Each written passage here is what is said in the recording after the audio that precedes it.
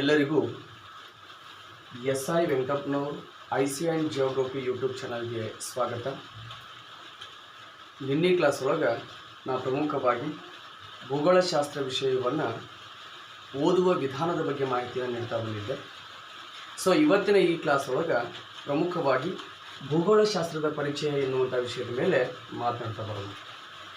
ಯಾರು ಇನ್ನೂ ಕೂಡ ನನ್ನ ಈ SI ವೆಂಕಪ್ಪನವರು IC and geography YouTube ಚಾನಲ್ಗೆ ಇನ್ನೂ ಸಬ್ಸ್ಕ್ರೈಬ್ ಆಗಿಲ್ಲ, ಅವರು ಸಬ್ಸ್ಕ್ರೈಬ್ ಆಗಿ. ವಿಡಿಯೋ ಇಷ್ಟ ಆದರೆ ಲೈಕ್ ಮಾಡಿ. ಸೊ ಅದರ ಒಂದು ಒಂದು ವಿಡಿಯೋದ ಲಿಂಕನ್ನು ನಿಮ್ಮ ಸ್ನೇಹಿತರಿಗೂ ಕೂಡ ಶೇರ್ ಮಾಡಿ ಅಂತ ಹೇಳ್ತಾ ಇವತ್ತಿನ ಈ ಕ್ಲಾಸನ್ನು ಸ್ಟಾರ್ಟ್ ಮಾಡ್ತಾಯಿದ್ದೀನಿ.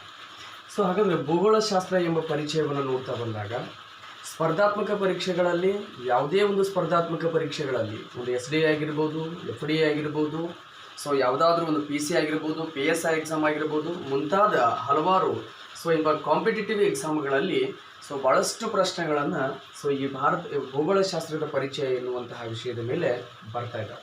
ಓಕೆ, ಹಾಗಾದರೆ ಆ ಆಧಾರದ ಮೇಲೆ ಎಕ್ಸಾಮನ್ನು ಅಥವಾ ಪರೀಕ್ಷೆಯನ್ನು ದೃಷ್ಟಿಕೋನದಲ್ಲಿಟ್ಟುಕೊಂಡು ಭೂಗೋಳಶಾಸ್ತ್ರದ ಪರಿಚಯವನ್ನು ನೋಡ್ತಾ ಬರ್ರಿ. ಹಾಗಾದ್ರೆ ಈ ಭೂಗೋಳಶಾಸ್ತ್ರ ಎಂಬ ಪದವು ಮೂಲತಃ ಏನಪ್ಪ ಅಂದ್ರೆ ಆಂಗ್ಲ ಭಾಷೆಯ ಜಿಯೋಗ್ರಫಿ ಎಂಬ ಪದದಿಂದ ಬಂದಿರುವಂಥದ್ದು. ಜಿಯೋಗ್ರಫಿ ಎಂಬ ಪದದಿಂದ ಬಂದಿರುವಂಥದ್ದು. ಹಾಗಾದ್ರೆ ಈ ಜಿಯೋಗ್ರಫಿ ಎಂಬ ಪದವು ಪ್ರಮುಖವಾಗಿ ಎರಡು ಪದಗಳಿಂದ ಉತ್ಪತ್ತಿಯಾಗಿದೆ. ಜಿಯೋಗ್ರಫಿ ಎಂಬ ಪದ ಎರಡು ಪದಗಳಿಂದ ಉತ್ಪತ್ತಿಯಾಗಿದೆ. ಒಂದು ಜಿಯೋ, ಮತ್ತೊಂದು ಗ್ರಫಿಯಾ ಎಂಬ ಎರಡು ಪದಗಳಿಂದ ಉತ್ಪತ್ತಿಯಾಗಿರುವಂಥದ್ದು. ಹೌದಾ? ಭೂಗೋಳಶಾಸ್ತ್ರ ಎಂಬ ಪದ ಆಂಗ್ಲ ಭಾಷೆಯ ಜಿಯೋಗ್ರಫಿ ಎಂಬ ಪದದಿಂದ ಬಂದಿರುವಂಥದ್ದು. ಹಾಗಾದರೆ ಈ ಜಿಯೋಗ್ರಫಿ ಎಂಬ ಪದವು ಪ್ರಮುಖವಾಗಿ ಎರಡು ಪದಗಳಿಂದ ಉತ್ಪತ್ತಿಯಾಗಿದೆ. ಒಂದು ಜಿಯೋ, ಮತ್ತೊಂದು ಗ್ರಫಿಯಾ ಎಂಬ ಎರಡು ಪದಗಳಿಂದ ಉತ್ಪತ್ತಿಯಾಗಿರುವಂಥದ್ದು. ಹಾಗಾದ್ರೆ ಈ ಜಿಯೋ ಎಂದರೆ ಭೂಮಿ ಎಂದರ್ಥ. ಜಿಯೋ ಎಂದರೆ ಭೂಮಿ ಎಂದರ್ಥ. ಗ್ರಫಿಯಾ ಎಂದರೆ ಅಧ್ಯಯನ,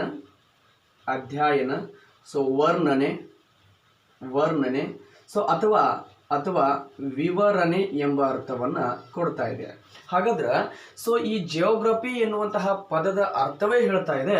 ಜಿಯೋಗ್ರಫಿ ಅಂತಂದ್ರೆ ಭೂಮಿಯ ಬಗ್ಗೆ ಅಧ್ಯಯನ ಮಾಡುವಂತಹ ವಿಷಯ. ಹೌದಾ? ಜಿಯೋಗ್ರಫಿ ಅಂತಂದ್ರೆ ಭೂಮಿಯ ಬಗ್ಗೆ ವರ್ಣನೆ ಮಾಡುವಂತಹ ಒಂದು ವಿಷಯ. ಹೌದಾ? ಜಿಯೋಗ್ರಫಿ ಅಂತಂದ್ರೆ ಭೂಮಿಯ ಬಗ್ಗೆ ವಿವರಣೆ ಮಾಡುವಂತಹ ವಿಷಯ. ಹಾಗಾದ್ರೆ ಯಾವುದು ಭೂಮಿಯ ಬಗ್ಗೆ ವಿವರಣೆ ಮಾಡ್ತದನೋ, ಯಾವುದು ಭೂಮಿಯ ಬಗ್ಗೆ ವರ್ಣನೆ ಮಾಡ್ತದನೋ, ಯಾವುದು ಭೂಮಿಯ ಬಗ್ಗೆ ಅಧ್ಯಯನ ಮಾಡ್ತದನೋ ಆ ವಿಷಯವನ್ನು ನಾವು ಏನಂತ ಕರಿತಾ ಇದ್ದೀವಿ ಅಂತ ಕೇಳಿದ್ರೆ ಭೂಗೋಳಶಾಸ್ತ್ರ ಅಂತೇಳಿ ಕರಿತಾ ಬರ್ತಾ ಇದ್ದೀವಿ ಫ್ರೆಂಡ್ಸ್. ಹೌದಾ? ಹಾಗಾದ್ರೆ ನೋಡ್ತಾ ಬರ್ರಿ, ಮತ್ತೇನು ಕೇಳ್ಬೋದು ಅಂತಂದ್ರೆ ಈ ಭೂಗೋಳಶಾಸ್ತ್ರ ಎನ್ನುವಂತಹ ವಿಷಯವನ್ನು, ಭೂಗೋಳಶಾಸ್ತ್ರ ಎನ್ನುವಂತಹ ವಿಷಯವನ್ನು ಮೊಟ್ಟ ಮೊದಲ ಬಾರಿಗೆ ಅಧ್ಯಯನ ಮಾಡಿದವರು ಯಾರು ಅಂತ ಕೇಳ್ತಾರೆ. ಹಾಗಾದ್ರೆ ಭೂಗೋಳಶಾಸ್ತ್ರ ಎಂಬ ಪದವನ್ನು ಭೂಗೋಳಶಾಸ್ತ್ರ ಎಂಬ ವಿಷಯವನ್ನು ಮೊಟ್ಟ ಮೊದಲಿಗೆ ಅಧ್ಯಯನ ಮಾಡಿರ್ತಕ್ಕಂಥ ಕೀರ್ತಿ ಯಾರಿಗೆ ಸಲ್ತಾ ಇದೆ ಅಂತಂದ್ರೆ ಗ್ರೀಕರಿಗೆ ಸಲ್ತಾ ಇದೆ. ಗ್ರೀಕರಿಗೆ ಸಲ್ತಾ ಇದೆ. ಹೌದಾ? ಹಾಗಾದ್ರೆ ಗ್ರೀಕರು ಮೊಟ್ಟ ಮೊದಲಿಗೆ ಭೂಗೋಳಶಾಸ್ತ್ರ ಎಂಬ ವಿಷಯವನ್ನು ಅಧ್ಯಯನ ಮಾಡಿರ್ತಕ್ಕಂಥ ಅಂಶವನ್ನು ನಾವು ಕಾಣ್ತಾ ಇದ್ದೀವಿ ಫ್ರೆಂಡ್ಸ್. ಓಕೆ, ಇನ್ನು ಎರಡನೇದಾಗಿ ಭೂಗೋಳಶಾಸ್ತ್ರ ಎಂಬ ವಿಷಯವನ್ನು ಅಧ್ಯಯನ ಮಾಡಿದವರು ಯಾರು? ಹಾಗೆ ಎರಡನೇದಾಗಿ ಭೂಗೋಳಶಾಸ್ತ್ರ ಎಂಬ ವಿಷಯವನ್ನು ಅಧ್ಯಯನ ಮಾಡಿರ್ತಕ್ಕಂಥ ಕೀರ್ತಿ ಯಾರಿಗೆ ಸಲ್ತಾ ಇದೆ ಅಂತ ಕೇಳಿದ್ರೆ ಪರ್ಷಿಯನ್ನರಿಗೆ ಸಲ್ತಾ ಇದೆ. ಪರ್ಷಿಯನ್ನರಿಗೆ ಸಲ್ತಾ ಇರುವಂಥದ್ದನ್ನು ಕಾಣ್ತಾ ಇದ್ದೀವಿ. ಹೌದಾ? ಕೇಳಿದಾರ, ಬಹಳ ಸಲ ಎಕ್ಸಾಮ್ದಾಗ ಕೇಳ್ತಾ ಬರ್ತಾ ಇದಾರ. ಭೂಗೋಳಶಾಸ್ತ್ರ ಎಂಬ ವಿಷಯವನ್ನು ಮೊಟ್ಟ ಮೊದಲಿಗೆ ಅಧ್ಯಯನ ಮಾಡಿದವರು ಯಾರು ಅಂತ ಕೇಳಿದ್ರೆ ಗ್ರೀಕರು. ಹೌದಾ? ಭೂಗೋಳಶಾಸ್ತ್ರ ಎಂಬ ಪದವನ್ನು ಮೊಟ್ಟ ಮೊದಲಿಗೆ ಅಧ್ಯಯನ ಮಾಡಿದವರು ಗ್ರೀಕರು. ಅದೇ ರೀತಿ ಭೂಗೋಳಶಾಸ್ತ್ರ ಎಂಬ ಪದವನ್ನು ಎರಡನೇ ಬಾರಿಗೆ ಅಧ್ಯಯನ ಮಾಡಿದಂಥವರು ಪರ್ಷಿಯನ್ನರು. ಓಕೆ, ನೆನ್ಪಿಟ್ಕೊಂಡ್ಬಿಡ್ರಿ. ಓಕೆ, ಹಾಗಾದ್ರೆ ಮತ್ತೇನು ಕೇಳ್ಬೋದು ಅಂತಂದ್ರೆ ಭೂಗೋಳಶಾಸ್ತ್ರದ ಪಿತಾಮಹ ಯಾರು ಅಂತ ಕೇಳ್ತಾರೆ. ಹೌದಾ?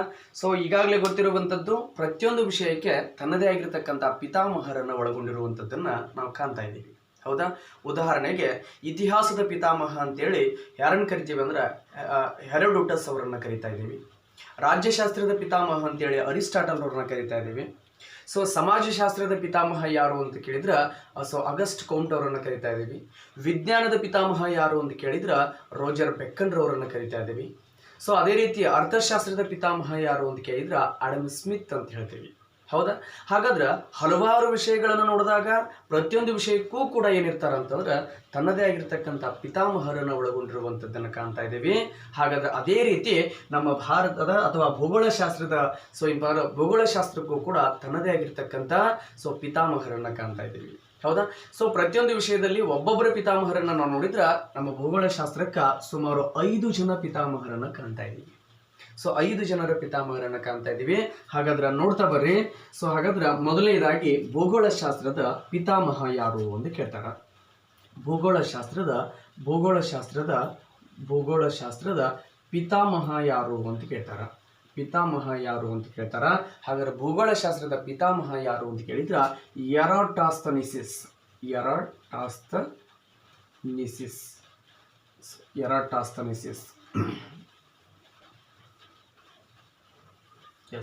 ನೆನ್ಪಿಟ್ಕೊಂಡ್ಬಿಡ್ರಿ. ಹಾಗಾದ್ರೆ ಭೂಗೋಳಶಾಸ್ತ್ರದ ಪಿತಾಮಹ ಯಾರು ಅಂತ ಕೇಳಿದ್ರ ಎರಾಟೋಸ್ಥೆನಿಸಿಸ್ ಅವರನ್ನ ನಾವು ಪ್ರಮುಖವಾಗಿ ಭೂಗೋಳಶಾಸ್ತ್ರದ ಪಿತಾಮಹ ಅಂತೇಳಿ ಕರಿತೀವಿ. ಹಾಗಾದ್ರೆ ಈತ ಪ್ರಮುಖವಾಗಿ ಈಜಿಪ್ಟ್ ದೇಶದ ಅಲೆಕ್ಸಾಂಡ್ರಿಯಾ ಎಂಬ ನಗರದೊಳಗೆ ಗ್ರಂಥಪಾಲಕನಾಗಿ ಕಾರ್ಯವನ್ನು ನಿರ್ವಹಿಸ್ತಕ್ಕಂಥ ವ್ಯಕ್ತಿ. ಹಾಗಾದ್ರೆ ಈತನನ್ನ ನಾವು ಪ್ರಮುಖವಾಗಿ ಏನಂತ ಕರಿತೀವಿ ಅಂತಂದ್ರೆ ಭೂಗೋಳಶಾಸ್ತ್ರದ ಪಿತಾಮಹ ಅಂತೇಳಿ ಕರಿತಾ ಇದ್ದೀವಿ. ಹಾಗಾದ್ರೆ ನೋಡ್ತಾ ಇದ್ದೀವಿ. ಇವ್ರು ಅಷ್ಟೇ ಅಲ್ಲ, ಇಲ್ಲಿ ಹಲವಾರು ಜನ ಭೂಗೋಳಶಾಸ್ತ್ರಜ್ಞರನ್ನ ಕಾಣ್ತಾ ಇದ್ದೀವಿ. ಹಾಗಾದ್ರೆ ಈ ಎಲ್ಲರನ್ನೂ ಬಿಟ್ಟ ಎರಾಟೋಸ್ಥೆನಿಸಿಸ್ ಅವರನ್ನ ನಾವು ಭೂಗೋಳಶಾಸ್ತ್ರದ ಪಿತಾಮಹ ಅಂತೇಳಿ ಯಾಕೆ ಕರಿಬೇಕು? ಹೌದಾ? ನೋಡ್ತಾ ಬನ್ನಿ ಫ್ರೆಂಡ್ಸ್.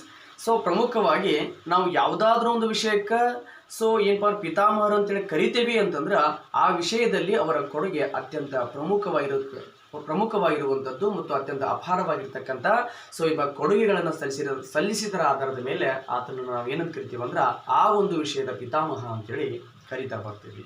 ಹಾಗಾದ್ರೆ ನಮ್ಮ ಭೂಗೋಳಶಾಸ್ತ್ರಕ್ಕೆ ಈ ಎರಾಟೋಸ್ಥೆನಿಸಿಸ್ ನ ಕೊಡುಗೆ ಏನು? ಈ ಈಜಿಪ್ಟ್ ದೇಶದ ಎರಾಟೋಸ್ಥೆನಿಸಿಸ್ ಪ್ರಮುಖವಾಗಿ ಏನೆಲ್ಲ ಕೊಡುಗೆಗಳನ್ನು ಕೊಟ್ಟ, ಆ ಒಂದು ಕಾರಣಗಳನ್ನು ಇಟ್ಟುಕೊಂಡು ನಾವು ಈತನನ್ನ ಭೂಗೋಳಶಾಸ್ತ್ರದ ಪಿತಾಮಹ ಅಂತೇಳಿ ಯಾಕೆ ಕರಿತಾ ಬಂದೀವಿ ಅನ್ನೋದನ್ನ ನೋಡ್ತಾ ಬಂದಾಗ ಹಾಗಾದ್ರೆ ಭೂಗೋಳಶಾಸ್ತ್ರ ಎಂಬ ವಿಷಯಕ್ಕೆ ಈ ಎರಾಟೋಸ್ಥೆನಿಸಿಸ್ ನ ಕೊಡುಗೆ ಏನು ಎನ್ನುವುದನ್ನು ನೋಡ್ತಾ ಬರ್ರಿ. ಮೊದಲನೇದಾಗಿ ಏನಪ್ಪಾ ಅಂದ್ರೆ ಈತನ ಕೊಡುಗೆಗಳನ್ನ ನೋಡಿದಾಗ ಈ ಭೂಗೋಳಶಾಸ್ತ್ರ ಎನ್ನುವಂತಹ ಪದವನ್ನ ಮೊಟ್ಟ ಮೊದಲಿಗೆ ಬಳಸಿರ್ತಕ್ಕಂಥ ಕೀರ್ತಿ ಅಂದ್ರ ಈ ಭೂಗೋಳಶಾಸ್ತ್ರ ಎನ್ನುವಂತಹ ಪದವನ್ನ ಮೊಟ್ಟ ಮೊದಲಿಗೆ ಬಳಸಿರ್ತಕ್ಕಂಥ ಕೀರ್ತಿ ಯಾರಿಗೆ ಸಲ್ತಾ ಇದೆ ಅಂತ ಕೇಳಿದ್ರ ಎರಾಟೋಸ್ಥೆನಿಸಿಸ್ ನನಗೆ ಸಲ್ಲುವಂಥದ್ದು. ಹೌದಾ? ಎರಾಟೋಸ್ಥೆನಿಸಿಸ್ ನನಗೆ ಸಲ್ಲುವಂಥದ್ದು. ಇನ್ನು ಅದ್ರ ಜೊತೆಗೆ ಭೂಮಿಯ ಸುತ್ತಳತೆಯನ್ನ ನೆನ್ಪಿಟ್ಕೊಂಡ್ಬಿಡ್ರಿ. ಈ ಭೂಮಿಯ ಸುತ್ತಳತೆಯನ್ನ ಮೊಟ್ಟ ಮೊದಲ ಬಾರಿಗೆ ಕಂಡುಹಿಡಿದಿರ್ತಕ್ಕಂಥ ಕೀರ್ತಿ ಕೂಡ ಯಾರಿಗೆ ಸಲ್ತಾ ಇದೆ ಅಂತ ಕೇಳಿದ್ರ ಎರಾಟೋಸ್ಥೆನಿಸಿಸ್ ನನಗೆ ಸಲ್ತಾ ಇದೆ. ಎಕ್ಸಾಮ್ದಾಗ ಕೇಳ್ಬೋದು. ಭೂಗೋಳಶಾಸ್ತ್ರ ಎನ್ನುವಂತಹ ಪದವನ್ನ ಮೊಟ್ಟ ಮೊದಲಿಗೆ ಯಾರು ಬಳಸಿದ್ರು ಅಂತ ಕೇಳಿದ್ರ ಎರಾಟೋಸ್ಥೆನಿಸಿಸ್ ಬಳಸ್ತಾ ಬಂದ.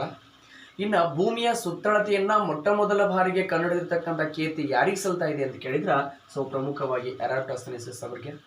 ಇನ್ನು ಅದ್ರ ಜೊತೆಗೆ ಈ ಭೂಮಿ ಮತ್ತು ಸೂರ್ಯ, ಹಾಗಾದ್ರೆ ಈ ಭೂಮಿ ಮತ್ತು ಸೂರ್ಯನ ಮಧ್ಯೆ ಇರತಕ್ಕಂಥ ಈ ಅಂತರವನ್ನ ಕಂಡುಹಿಡಿದಿರ್ತಕ್ಕಂಥ ಕೀರ್ತಿ ಕೂಡ ಯಾರಿಗೆ ಸಲ್ತಾ ಇದೆ ಅಂತ ಕೇಳಿದ್ರ ಎರಾಟೋಸ್ಥೆನಿಸಿಸ್ ಅವರಿಗೆ ಸಲ್ಲುವಂಥದ್ದು ಫ್ರೆಂಡ್ಸ್.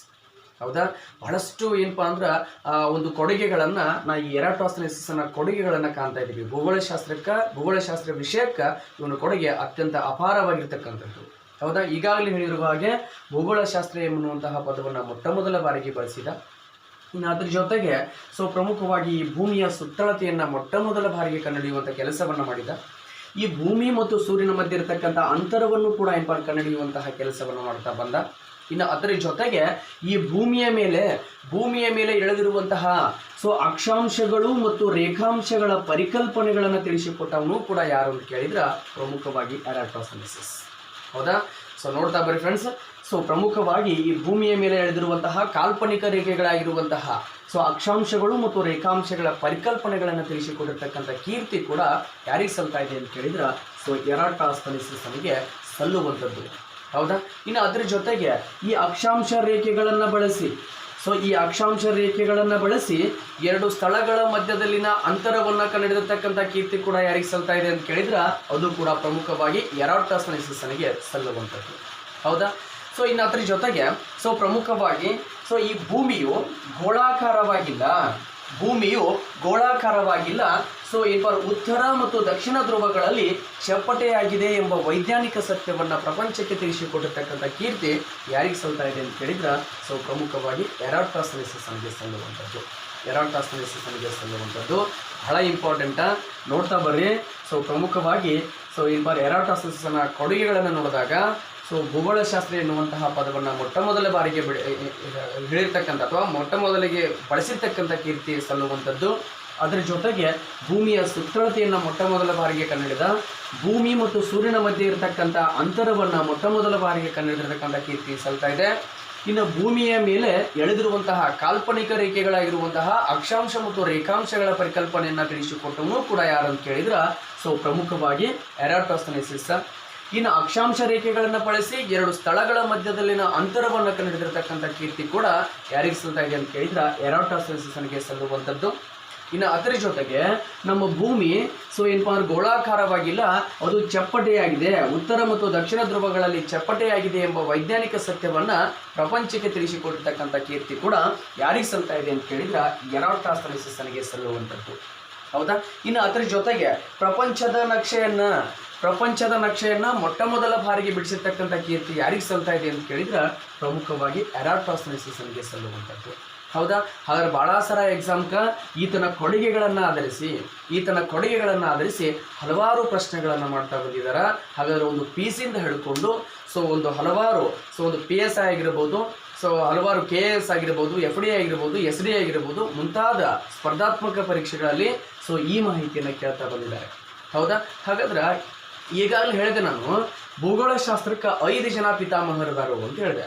ಹಾಗಾದ್ರೆ ಕೇವಲ ಈಗ ಏನು ನೋಡಿದೀವಿ, ಭೂಗೋಳಶಾಸ್ತ್ರದ ಪಿತಾಮಹ ಯಾರು ಅಂತ ಅನ್ನೋದನ್ನು ಮಾತ್ರ ನೋಡ್ತಾ ಬಂದೀವಿ.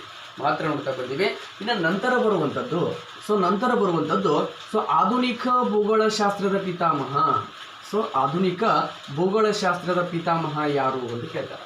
ಹಾಗಾದ್ರೆ ಆಧುನಿಕ ಭೂಗೋಳಶಾಸ್ತ್ರದ ಪಿತಾಮಹ ಯಾರು ಅಂತ ಕೇಳಿದ್ರೆ ಸೊ ಅಲೆಕ್ಸಾಂಡರ್ ವಾನ್ ಹಂಬೋಲ್ಟ್. ಹೌದಾ? ಸೊ ಅಲೆಕ್ಸಾಂಡರ್ ವಾನ್ ಹಂಬೋಲ್ಟ್ ಮತ್ತು ಕಾರ್ಲ್ ರಿಟ್ಟರ್ ಇವರಿಬ್ಬರು ಕೂಡ ಏನಪ್ಪ ಅಂದ್ರೆ ಆಧುನಿಕ ಭೂಗೋಳಶಾಸ್ತ್ರದ ಪಿತಾಮಹ. ಸೊ ನಂತರ ಕಂಡುಬರುವಂಥದ್ದು, ನಂತರ ಮತ್ತೊಬ್ಬ ಪಿತಾಮಹ ಯಾರು ಅಂತ ಕೇಳಿದ್ರೆ ಸೊ ಪ್ರಾಕೃತಿಕ ಭೂಗೋಳಶಾಸ್ತ್ರದ ಪಿತಾಮಹ ಯಾರು ಅಂತ ಕೇಳ್ತಾರೆ. ಸೊ ಪ್ರಾಕೃತಿಕ ಭೂಗೋಳಶಾಸ್ತ್ರದ ಪಿತಾಮಹ ಯಾರು ಅಂತ ಕೇಳ್ತಾರೆ. ಹಾಗಾದ್ರೆ ಪ್ರಾಕೃತಿಕ ಭೂಗೋಳಶಾಸ್ತ್ರದ ಪಿತಾಮಹ ಯಾರು ಅಂತ ಕೇಳಿದ್ರೆ ಆರ್ಲ್ ಬಾರ್ಡ್ ಗೈರ್ಕಿ ನಾವು ಸೊ ಪ್ರಾಕೃತಿಕ ಭೂಗೋಳಶಾಸ್ತ್ರದ ಪಿತಾಮಹ ಅಂತೇಳಿ ಕರಿತೀವಿ.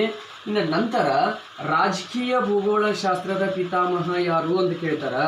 ರಾಜಕೀಯ ಭೂಗೋಳಶಾಸ್ತ್ರದ ಪಿತಾಮಹ ಯಾರು ಅಂತ ಹೇಳಿ ಕೇಳ್ತಾರ. ಹಾಗಾದ್ರೆ ಪೆಟ್ರಿಕ್ ರಾಡ್ಜನ್. ಸೊ ಯಾರು? ಸೊ ಏನಪ್ಪ ಅಂದ್ರೆ ಪೆಟ್ರಿಕ್ ರಾಡ್ಜನ್ ಸೊ ಪ್ರಮುಖವಾಗಿ ರಾಜಕೀಯ ಭೂಗೋಳಶಾಸ್ತ್ರದ ಪಿತಾಮಹ ಅಂತೇಳಿ ಕರಿತೀವಿ. ಭಾಳ ಸಲ ಎಕ್ಸಾಮ್ದಾಗ ಕೇಳ್ತಾರೆ ಭೂಗೋಳಶಾಸ್ತ್ರದ ಪಿತಾಮಹ ಅಂತ ಯಾರು ಅಂತ ಕೇಳಿದ್ರೆ ಎರಾಟೋಸ್ತೆನಿಸಿಸ್. ಆಧುನಿಕ ಭೂಗೋಳಶಾಸ್ತ್ರದ ಪಿತಾಮಹ ಯಾರು ಅಂತ ಕೇಳಿದ್ರೆ ಅಲೆಕ್ಸಾಂಡರ್ ವಾನ್ ಹಂಬೋಲ್ಟ್. ಸೊ ಮತ್ತು ಅದ್ರ ಜೊತೆಗೆ ಕಾರ್ಲ್ ರಿಟ್ಟರ್. ಇನ್ನು ಪ್ರಾಕೃತಿಕ ಭೂಗೋಳಶಾಸ್ತ್ರದ ಪಿತಾಮಹ ಯಾರು ಅಂತ ಕೇಳಿದ್ರೆ ಆರ್ಲ್ ಬಾರ್ಡ್ ಗೈರ್ಕಿ. ಸೊ ರಾಜಕೀಯ ಭೂಗೋಳಶಾಸ್ತ್ರದ ಪಿತಾಮಹ ಯಾರು ಅಂತ ಕೇಳಿದ್ರೆ ಪೆಟ್ರಿಕ್ ರಾಡ್ಜನ್. ಸೊ ಇದು ಪ್ರಮುಖವಾಗಿ ಭೂಗೋಳಶಾಸ್ತ್ರಕ್ಕೆ ಸಂಬಂಧಪಟ್ಟಿರ್ತಕ್ಕಂಥ ಭೂಗೋಳಶಾಸ್ತ್ರ ಎಂಬ ವಿಷಯಕ್ಕೆ ಸಂಬಂಧಪಟ್ಟಿರ್ತಕ್ಕಂಥ ಸಂಕ್ಷಿಪ್ತವಾಗಿರ್ತಕ್ಕಂಥ ಮಾಹಿತಿ. ಸೊ ನಂತರದ ಕ್ಲಾಸ್ ಒಳಗೆ ಈ ಒಂದು ಇಬ್ಬರ ಪ್ರಾಕೃತಿಕ ಭೂಗೋಳಶಾಸ್ತ್ರಕ್ಕೆ ಸಂಬಂಧಪಟ್ಟಿರ್ತಕ್ಕಂಥ ಅಧ್ಯಾಯವಾರು ಹಲವಾರು ವಿಡಿಯೋಗಳನ್ನು ಮಾಡ್ತಾ ಹೋಗ್ತೀನಿ. ಸೊ ಯಾರಿಗೆ ಸೊ ಈ ಒಂದು ವಿಡಿಯೋ ಇಷ್ಟ ಆಗ್ತದೋ ಮತ್ತೊಂದು ಸಾರಿ ಹೇಳ್ತಾ ಇದ್ದೀನಿ.